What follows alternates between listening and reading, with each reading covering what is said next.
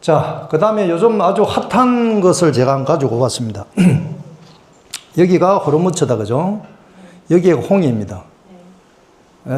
이게 참 이란이라는 나라가 대단한 나라잖아요, 그죠? 그게 순위판이, 머슴판이 해가지고. 근데 이 이란이란 게 이미 미국하고 한 붙을 생각을 했는지 모르지만, 푸티 반군을 비롯해가지고 곳곳에 여기에 자기 아군을 만들어 놨잖아요, 그죠? 자, 이렇게 해가지고, 이제, 이스라엘에서 이 잘못하면 큰일 날 것 같거든요. 뿐만 아니라 사우디에서도 이렇게 하다가는 이란한테 집이 먹힐 것 같거든요. 이러니까 이 트럼프한테 가가지고 소곤소곤 했겠죠. 야, 네가 하면은 전 세계 영웅이 되고, 너 미국, 너 말이야, 화폐에 네가 달러에 네 얼굴도 넣을 가능성이 있어. 이렇게 꼬시겠죠. 꼬셔가지고 이 전쟁을 일으켰단 말이에요. 근데 이 전쟁이라는 것은 자국에서 일어나는 것도 아니고, 군함 몇 대를 갖다 놓고 말이에요. 군함 몇 대를 갖다 놓고 그냥 포격을 하거나 거기에 의해서 전투기를 동원해가지고 부수는 그런 전쟁이었잖아요, 그죠? 미국은 자국에서 일어나는 전쟁이 없었잖아요, 그죠? 남북 전쟁, 그건 자기 자신의 전쟁이고, 그죠? 자, 그래서 우리가 보기에는 이 나쁜 놈이라고 생각을 하잖아요, 그죠? 그러니까 이란에서는 많이 준비한 것 같아, 보니까. 땅굴에다가 미사일도 많이 준비하고, 로켓포도 많이 준비하고, 미국이 때려 부술 것이 대비해가지고 북한한테 땅굴 파는 것도 많이 배운 것 같아요. 예? 근데 북한한테 배우지 못한 것이 핵기술을 얻지 못한 것 같아, 핵기술을. 예. 그래서 이게 유일하게 트럼프의 약점이 몇 가지가 있잖아요, 그죠? 앞으로 중간선거가 있을 것이고, 그죠? 물가, 인플레이션이라는 부분이 있을 것이고, 인플레이션을 자가하는 것은 이 유류값이잖아요, 그죠? 국제 유가. 결국엔 이게 호르무즈 해협을 갖다가 잡는 순간에는 트럼프 네가 물러날 것이다 라고 본 거예요. 이란 같은 경우 아주 이란이 대국입니다. 대국이에요, 보니까. 어쨌든 이런 상황이 벌어져가지고 여기에 제가 아는 회사에 제가 컨설팅하는 회사가 있는데 이 두 척이 잡혀 있습니다. 이 빨리 풀려야 내가 가서 일 좀 주시오라고 할 건데 지금 미안해가 가지를 못합니다. 자, 이란이 좀 전쟁 상황이 안 좋으니까 요 푸티 반군이 여기 있잖아요. 여기 해가지고 푸티 반군이 참 역사적으로 보니까 내가 이 푸티 반군에 대해서 쭉 공부를 해봤습니다. 대단하더구만요. 이게 이 푸티 반군이 하여튼 이란의 도움을 받아가지고 이게 기존 세력을 갖다 다 없애고 자기가 하나의 세력이 되잖아요, 그죠? 그래가지고 여기서는 너무 높은 산악지대에 위치하다 보니까 미군이든 사우디든 접근할 수가 없어요. 여기. 육군이 접근해야 되는데 결국은 전쟁은 육군이잖아요, 그죠? 육군이 접근해야 되는데 이란도 그렇고 여기도 육군이 접근할 수가 없어요. 밑에서 올라오다가 그냥 계곡이나 이런 곳에서 그냥 빵 날리는 순간에 가버리는 거예요. 아주 요새. 여기도 그렇고 여기도 그렇고 천년 요새. 그러니까 미군이 접근을 못 하죠. 요도 마찬가지. 요는 더더욱 그렇고. 사우디에서 얼마나 여기에 공격을 많이 했어요. 꼼짝 없어. 이런 상황이. 그래서 여기와 여기를 막아보니까 여기 있는 석유는 물론이거니와 사우디 같은 경우는 여기서 지금 파이프라인을 통해가지고 지금 계속해서 수출을 하거든요. 요거까지 문제가 생기는 거죠. 결국엔 여기에서 문제가 생기다면 여기서 해가지고 수에즈 운하를 통해가지고 이렇게 희망봉을 둘러가지고 이렇게 오는 상황까지 번지잖아요. 자, 그러다 보니까 지금 어떤 상황이 벌어지겠습니까? 배가 부족해, 배가. 왜냐하면 배는 일정한 거리에서 함물량을 가지고 움직이는데 거기에서 배 척수가 결정되는데 거리가 멀어져 버리잖아요. 거리가 멀어져 버리니까 뭐가 필요해서 배가 더 필요하겠죠. 그러니까 페노션, 대한해운 이런 얼마나 주가가 보니까 팡팡팡팡 뛰어 올라가더라고요. 야, 이 주식을 펜오션 사가지고 한 5% 남겨먹고 팔아버렸습니다. 간이 작아가지고. 요즘은 뭐, 토끼같이 퐁퐁퐁 뛰다가 또 떨어지잖아요.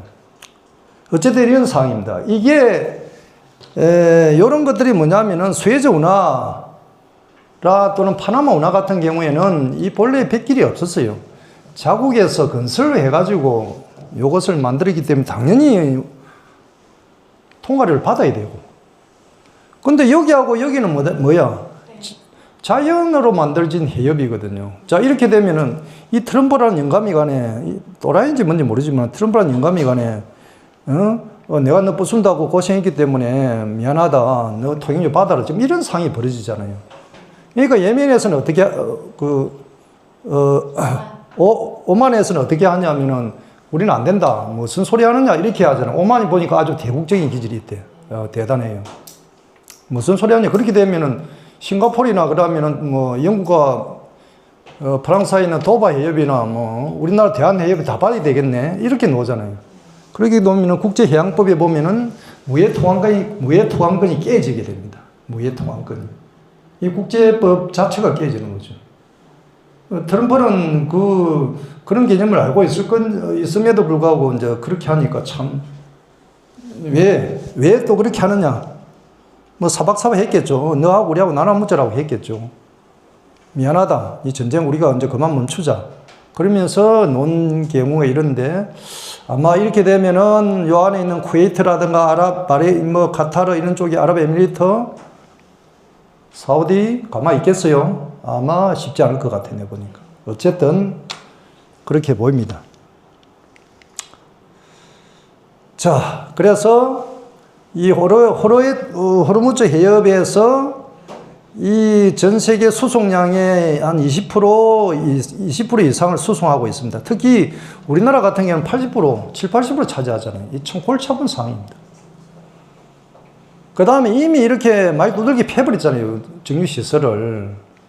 이게 제가 보니까, 또 여기에 뭐 통과료 받고 이러면은 자연스럽게 유류가 올라가잖아요. 어쨌든 뭐 운송비가 당연히 포함되니까요. 이렇게 되면은 80% 지금 배럴당 뭐 70달러 했던 게 뭐 80달러? 전쟁 끝나고 나더라도 80~90달러 이상 갈 것 같아요. 그래서 저는 트럼프 저 영감 때문에 어쨌든 전 세계가 지금 골치 아픈 상황이 벌어지죠. 요런 상황입니다. 어쨌든. 그래서 앞으로 이제 이런 상황이 벌어졌을 때 과연 이제 어떤 현상들이 올 것인가 아마 큰 지각 변동이 일어날 것 같아요. 제가 보기에는. 큰 지각 변동이. 왜 트럼프 저 영감이 저렇게 하는, G1이라는 국가의 대통령이 저렇게 할까라고 하는 데는 나름대로 우리가 의미 부여를 해야 됩니다. 그냥, 저 사람이 영감이라서 나이가 들어가지고 정신이 없어, 몽롱해서 저렇게 하지. 절대 아니에요. 뭔가가 있다고 보거든요. 나중에 보면 알겠지만은, 걸란드 내 나라 해가지고, 덴마크한테 걸란드는 우리가 사가지고 우리가 지배할 거야. 하면서 이렇게 하잖아요. 다 이유가 있습니다. 그 다음 베네수엘라 대통령 잡아가지고 오가지고 바로 한 방에 오가지고 지금 미국으로 구금했잖아요. 왜 이렇게 할까? 그리고 다음 목표는 어딜까?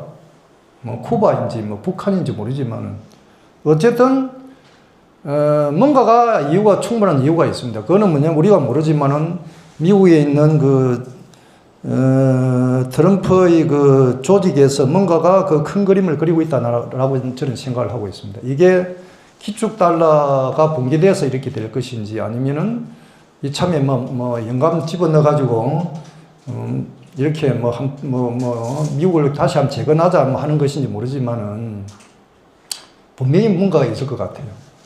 뭔가 모르지만은 우리가 대처를 해야 되지 않나 이렇게 봅니다. 그래서 자, 우리나라를 기준으로 해가지고 이렇게 보면은 이렇게 희망봉을 둘러가잖아요. 저도 이렇게 항해를 많이 해봤습니다. 이렇게 항해하는 거하고 거리가요 9,000km 차이가 납니다. 요거는 이제 일반 벌크선 같은 게 13나트, 12, 13나트 나가거든요. 컨테이너 같은 경우에는 한 22나트, 평균 22나트, 24나트 나가거든요. 선박에 따라서 약간 차이는 있겠지만 한 7일에서 한 10일 정도 빈차가 납니다. 차이가 납니다. 그 정도로 이게 운하라는 것은 굉장히 크죠. 좀 이따 오지만 파나마라도 마찬가지입니다. 저 브라질을 갔다가 아르헨티나 둘러오는 경우가 차이가 얼마나 크겠어요. 그죠? 그래서 이런 큰 차이가 발생합니다. 그런데 벌써 HMM 현대상선 HMM 있죠?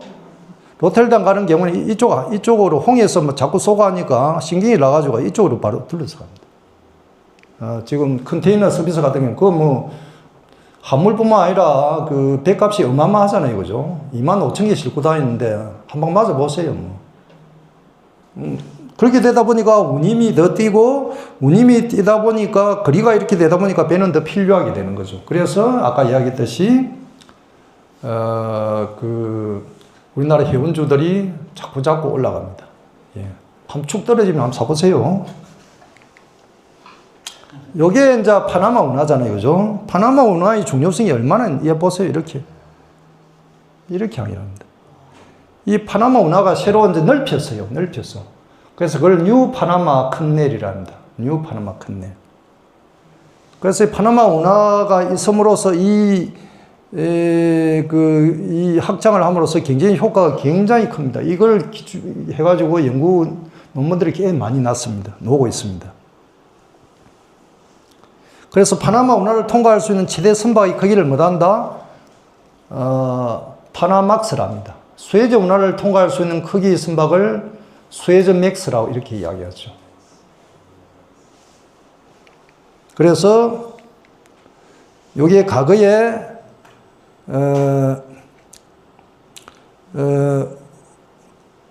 파나마 운하를 확장하기 전의 그 배입니다. 전의 배는 이 정도 크기밖에 안 되는데 뉴 파나마를 확장함으로써 배가 확 늘어나 버렸죠. 그렇죠? 이게 확 늘어났습니다. 그래서 이 효과가 굉장히 크다 이렇게 봅니다. 그래서 이게 이 맥시멈 사이즈가 4,400 TU 이제 컨테이너 단위로 봤을 때 이렇게 커짐을 알 수 있습니다. 이렇게 이제 과거에는 이 수준인데 뉴 파나마가 됨으로써 12,000개 정도의 확장이 한 3배 확장이 됐잖아요. 그러니까 이 물류의 항만에 쓰이는 물류의 단위 자체가 확 바뀌잖아요. 이런 차이가 발생합니다. 저도 파나마 운하를 갔다가 한 5, 60번 정도 통과했을 겁니다. 어마어마하게 많이 통과해봤어요. 자, 그래서 이걸 한번 살펴볼까요? 우리가 해수부 이전의 그 효과에 대해서 보면은 해양산업 경쟁력 강화와 지역균형 발전, 지역균형 발전으로 이제 민주당 정부가 이재명 대통령이 이제 이렇게 했는데, 그런 여수가 다수당이기 때문에 이렇게 가능합니다. 예를 들어서 뭐 50대 50, 60대 40 정도 되면 어림도 없었죠. 그래서 그런 면에서 저는 이재명을 별로 안 좋아합니다. 그렇지만 주식도 올려주고, 부산항도 이렇게 이전해주고 하니까 또 제가 연구도 좀 할 수 있고 만들어주니까 좀 좋아집니다. 어쨌든 이 효과가 해양산업 클러스터 강화가 되고, 정책적 효율성이 증가가 되고, 그다음 지역경제 활성화, 많이 활성화됩니다. 그죠? 동부 쪽에 요즘 한 번씩 부산역 부근에 밥 먹으러 가면은 해수부 욕을 해서는 안 되겠더라고요. 옆에 보면 많이 앉아 있어. 수도권 중심 집중 완화가 되고, 그 다음에 글로벌 해양 허브 도약이 되고, 이렇게 됩니다. 이제 한계가 있습니다. 이렇게 하면서 중앙정부가 해수부만 툭 떨어지기 때문에 행정적인 비효율성도 존재할 수밖에 없습니다. 그죠? 이전 비용이 이전 비용 얼마 들겠어요. 그죠? 공무원 전주 문제 이런 것도 별거 아니고 요 문제가 되죠. 요 문제가. 옛날에 세종시에 가면은 웬만한 것은 같이 다 해결했거든요. 한 곳에 가가지고 여기도 둘다가 저기도 다 해결했는데 지금은 그게 잘 안 되잖아요. 그죠? 이런 부분이 있습니다. 그래서 항만물류의 중요성을 보면은 부산항에 이렇게 함으로써 부산항의 이 피드 네트워크를 통해 가지고 부산항이 모항이 돼 가지고 여기저기 일본뿐만 아니라 중국에도 이렇게 그 자선을 통해 가지고 운송해 주고 그렇기 때문에서 운송해 줄 뿐만 아니라 여기는 화물을 갖다 또 가져오잖아요. 그죠? 그렇게 함으로써 부산이 한적 허브 중심항이 되는 큰 역할을 합니다. 그 다음에 두 번째는 뭐냐면은 요겁니다. 요거 일본에서 일본하고 우리하고 그 운전대가 다르잖아요. 그죠? 운전대가 다른데 부산 신항에 갖고 가지고 부산 신항 배우지 갖고 가지고 핸들만 바꿔 가지고 지금은 아니지만은 러시아에 수출합니다. 그러면은 한 3,000불씩 남깁니다. 3,000불씩. 그 다음 청바지. 본사를 갖다가 이렇게 이전했습니다. 터키에 있는 것을 부산으로 이전했습니다. 워낙 부산에 모선이 많이 들어요. 모선이 많이 들어오고 피드선들이 많이 있잖아요. 그러니까 여기서 활발하게 이렇게 모선을 통해 가지고 이 청바지를 가져오게 되면은 이걸 갖다 피드선에서 전 세계적으로 이렇게 다 움직여 주잖아요. 그죠? 그렇게 함으로써 이게 이 청바지의 그 허브가 부산항이 됩니다. 이게 항만 배우지에 있습니다. 이런 그 효과들이 꽤 많이 있습니다.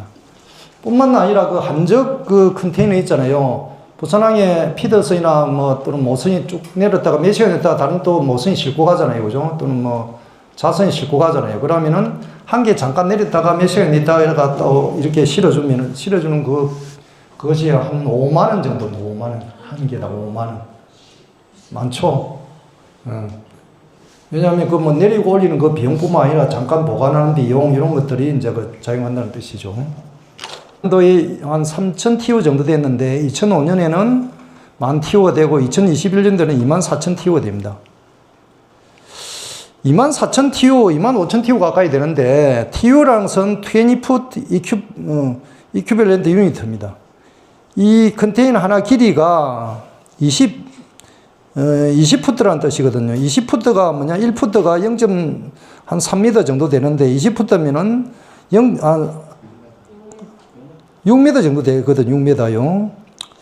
그래서 2,400TU를 하면은 1,146km입니다. 한 대전에서 서울까지 거리가 되죠. 이걸 쭉 내려가지고 쫙 세우게 되면은 대전에서 서울까지 거리라고 봐야 되겠죠. 어마어마하게 싣고 다니죠. 이렇게 하면은 2,400TU가 얼마나 되는지를 대충 알 수 있잖아요. 대단하죠. 이걸 그냥 이게 추진하면서 보통 뭐 스피드가 좋은 배는 26나트, 스피드가 좀 떨어지는 배들은 한 22나트. 보통 이렇게 합니다. 요게 뭐냐면은 HMM의 정확하게 2,470TU짜리입니다. 이게 10개를 갖다가, 항만진흥공사에서 이걸 발주하게 됩니다. 항만진흥공사 등을 통해가지고, 그래가지고 HMM이 어마어마한 수익을 남기게 되죠. 그래서 이런 배들은 요코하마에 100개 틀어주고, 오사카 100개 틀어주고, 고베 100개 틀어주고 하면은, 내리고 하면은 이 배는 입항료만 해도 어마어마한 비용을 들거든요. 될 수가 없습니다. 그래서 이런 배들이 모선이라는데, 이 모선들은 메인 항로, 허브 항로만 쭉 돌립니다. 그런 형태를 띠고 있어요. 이건 배 크기인데 얼마나 배 높이를 비교해 보이잖아요. 그죠? 이걸 볼 수 있고요. 컨테이너 터미널도 이렇게 수동에서 자동으로 됨으로써 과거에 한 개씩 이렇게 올리는 것을 요즘은 4개씩 동시에 올립니다. 그것도 사람이 필요 없습니다. 그 다음에 요것도 사람이 해서 움직이거든요. 이거 사람에서 움직이지 않습니다. 요것도 자동으로 움직입니다. 그래서 우리가 허브 포트의 개념이 있는데, 메가 허브 포트 중심 항만인데, 이는 상하이, 싱가폴, 닝보, 우저산, 선전항, 칭다오, 여기가 뭐냐면은, 슈퍼 또는 메가 허브 포트입니다. 그 다음에 그 한적 중심은 TS 허브인데, 포트인데, 이는 싱가폴, 부산항, 로텔담에 해당됩니다. 그 다음에 지역 항만은 뭐냐면 강양, 인천항 정도 되고, 그 다음에 이 국가 항만은 뭐냐면은 기타 항만이 됩니다. 그래서 강양항이 자기들도 뭐 우리가 뭐 허브항이다 자꾸 이야기하는데 강양 허브항이 아닙니다. 예. 그래서 이 개념을 알아야 됩니다. 그래서 부산항의 컨테이너 실적을 보면은 2024년도에 2440TU, 24,400TU 정도가 됐는데, 올해 제가 오면서 잠깐 찾아보니까 25,000 얼마 TU로 됐더라고요. 그래서 여기 한번 보세요. 2024년도에 24,400TU인데, 환적을 보면은 한 14,000 되잖아요. 그죠? 이 환적이 우리가 여기에 관심을 가져야 돼요. 대단하죠? 우리가 요걸 통해 가지고 부산항이 환적 중심 항만이다라는 것을 알 수가 있죠. 그래서 왜 부산항이 그 외국 선적의 배들이 많이 들어올까? 이것을 알 수가 있습니다.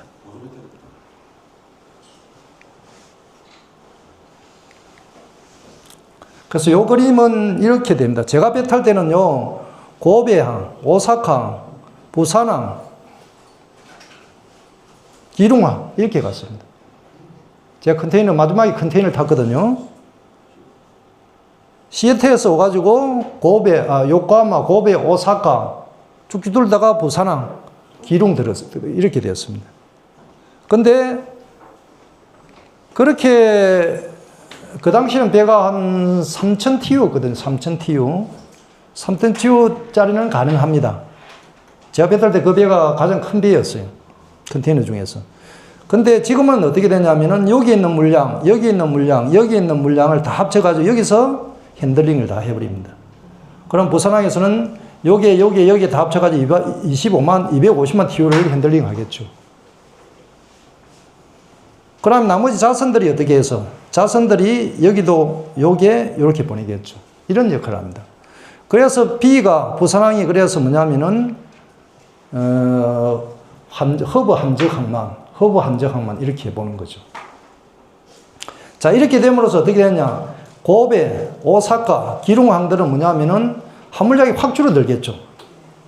부산항은 과거에 50만 TU밖에 안 했는데 갑자기 25만, 아까 2,500만 TU 가까이 됐죠.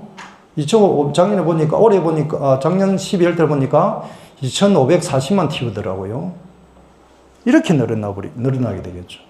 그래서 부산항 같은 경우는 뭐냐면은 항만이 아주 부익부 현상을 가지고 이 나머지 항만들은 빈입빈 현상이 생깁니다. 이렇게 확 바뀌었습니다. 그래서 항만이 빈입빈 부익부 현상이 계속해서 초래되고 있는 그런 상황이에요. 그래서 요 부산항을 기준으로 해가지고 허브 포토콜링이 되고 자선은 뭐냐면은 이렇게 빠져나갑니다. 그래서 이런 형태로 이름하여 뭐냐, 허브 앤 스포커 서비스다. 여기 허브고 이렇게 보내는 것은 스포커. 자동차 그 바퀴 채 있잖아요. 이런 형태. 물 위에서 아주 기본적인 그 개념의 그 흐름이 전개되고 있습니다. 그래서 여기에 다니는 배가 아까 이야기했듯이 만 TU에서 한 25,000 TU가 주로 이 항구에 들어오죠. 이 항구에. 그래서 제가 이걸 한 거리 봤습니다. 여기 와가지고, 푸켓도 있죠. 서가루 해협이 있습니다. 대건항해를 해가지고, 롱비치나 또는 시애틀에서 얘가 대건항에 이렇게 내려옵니다. 서가루 해협을 통과가지고 부산항에 들렀다가, 여기 홍콩 들렀다가 바로 어디로 간다? 싱가포르에서 바로 어디로 간다? 로테르담으로 바로 빠져나갑니다. 이렇게 됩니다. 나머지, 요런 항만들, 상하이가 세계 1위의 그 항만입니다. 화물량이 가장 많아요. 그래서 컨테이너 모항의 주요 기항지가 이런 형태로 띄고 있습니다. 이런 형태로 주로 띄고 있습니다. 자.